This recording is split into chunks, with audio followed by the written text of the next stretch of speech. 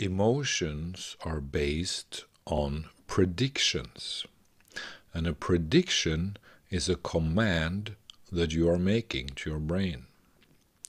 You are commanding or instructing your brain to adjust to the prediction that you are giving it. This means that the interpretation machine, as I have talked about so many times, is highly linked to emotions. The science of emotions has not yet reached its peak, so to speak, and this is because it's a new science, and we have not yet understood the brain. We've not yet understood the brain, and as long as we don't understand the brain, we of course cannot understand emotions, because most emotions, if not all, are produced by the brain. We don't know if there exist some archetypes in the human soul or psyche that actually has an independent existence or validity outside of that which is produced in the brain. We don't know that.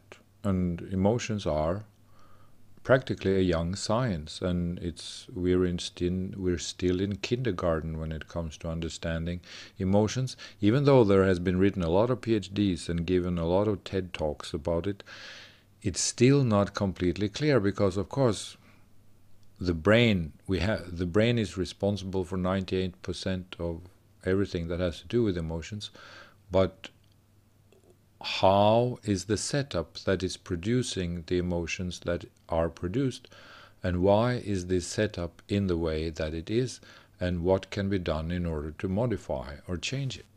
So the science of emotions are at a young stage, at an early stage, and that's also because of how scientists are stuck in their own interpretation machine, how they are stuck in their own paradigms.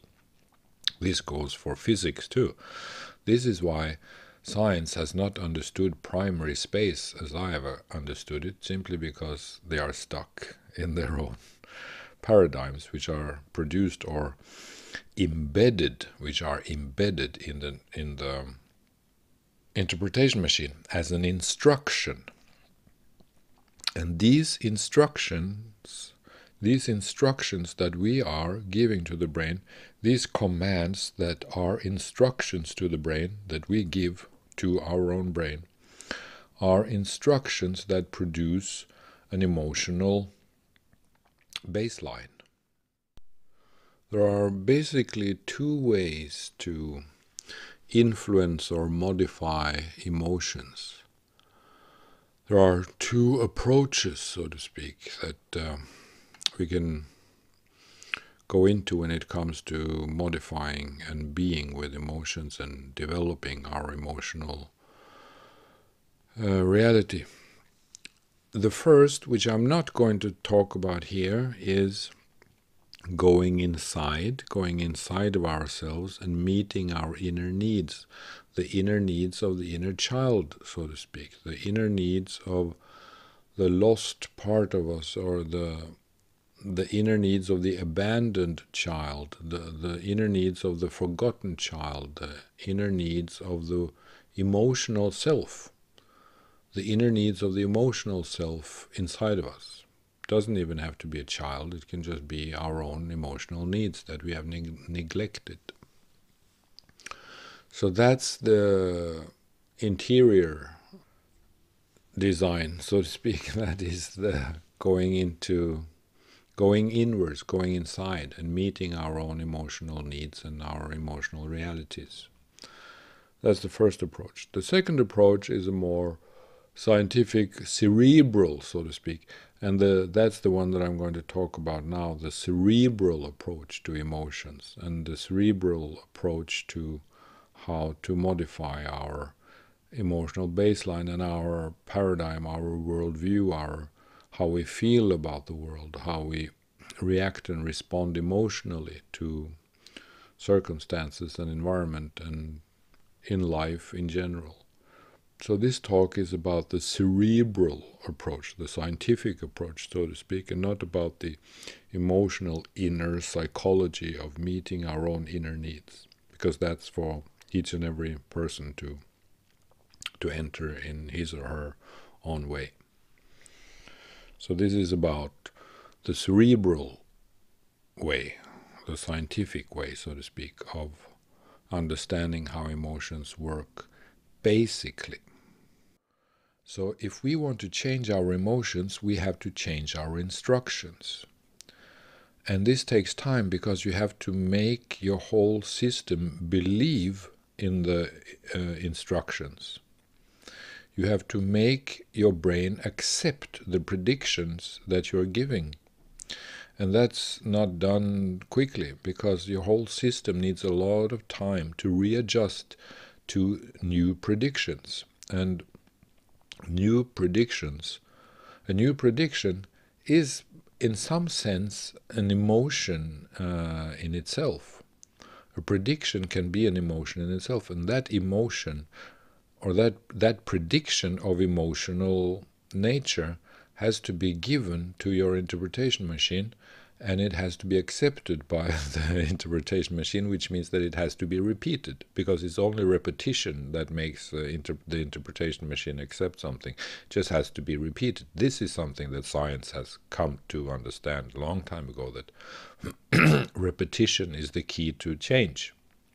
If you want to change your brain, you just have to repeat the behavior that will lead to the change of your brain, which in many cases will lead to the change of emotional baseline, because that's what we want to do when we change our brain. We're not actually interested in our brain at all. We're interested in our own emotions. We're interested in how we feel.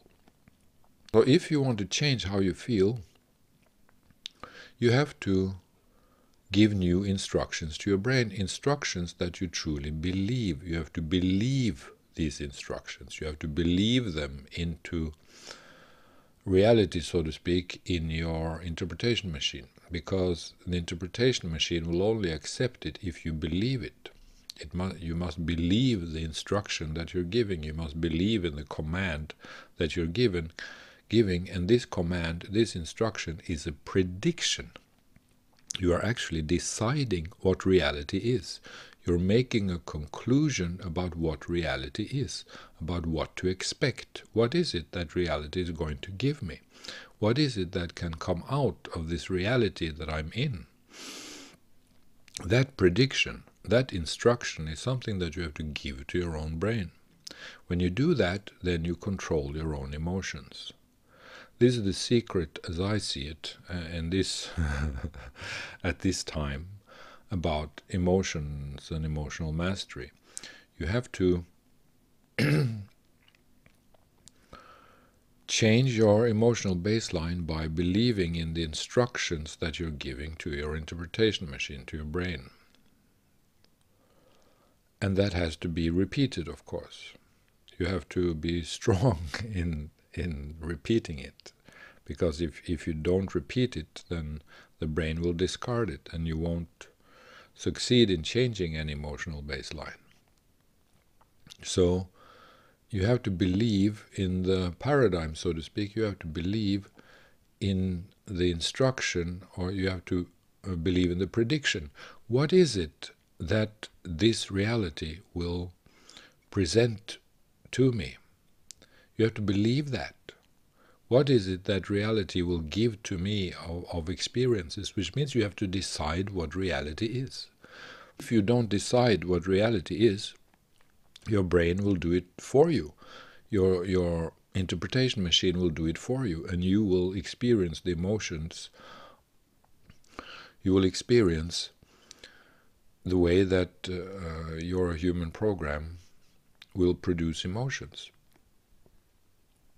So you have to control your own reality by giving yourself the instructions of what to expect from reality. You have to believe that which you instruct your brain to expect. Emotions are based on predictions. Emotions are based on predictions that are already accepted by the nervous system, already in place, already installed in the interpretation machine. So it takes time to get this. It takes time to change emotional baseline. It takes time to change emotion, to change our feelings about life. That takes time because we have to come to believe a new set of instructions. Oh, this is what I can expect from this reality. All right, I expect only this from this reality. I don't expect anything else. So emotions are based on predictions. If you want to change your emotions, you have to change your predictions.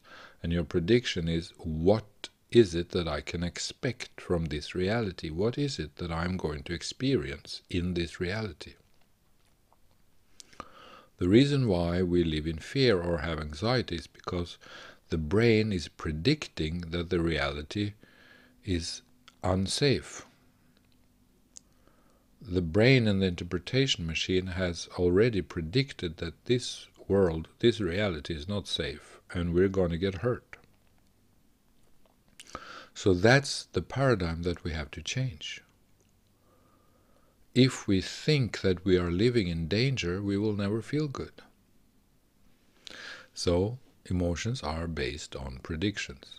We have to change our predictions, and we have to start to believe in a new set of predictions if we want to change our emotions. And if we cannot change our predictions about what can happen to us in this environment, then we have to change the environment, because the environment will make us predict different things. One set of environment will make us predict something like this. Another environment will make us predict another thing. So usually we live in environments that make us predict danger and discomfort and the lack of safety. This is not good for our emotional state. It creates chaos and havoc and confusion inside ourselves.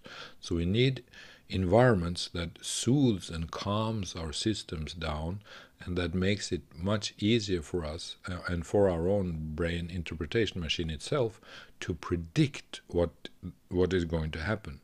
Because, as I said, emotions are based on what the brain is predicting to be the case. Emotions are produced by what the brain is predicting about reality, about what is going to happen. So the outer physical environment, the natural environment that you're in, is actually the most important factor when it comes to emotions and emotional states and emotional baseline. Because the outer environment, that which you perceive, is the same thing as instructions to the brain. The environment that you perceive is an instruction to your brain about what you're going to expect. It's a prediction that makes you respond to that which your brain thinks that reality is. So the environment that you perceive is actually making a prediction to your brain. It's not only telling your brain what reality is, but it's also constituting that which leads to predictions about what is going to happen. And this is what generates emotions, an emotional baseline. So the outer physical environment is the most important thing, the extremely important thing, the thing that nothing can compare to. What you perceive will control your emotions more than anything, because it acts and serves and functions as a prediction to your brain of what we can expect from this reality. And then, of course, the other thing is that which I've already talked about, how we ourselves give instructions to our brain, instructions that are predictions of what reality will be like. What is it that we can expect of experiences in this reality?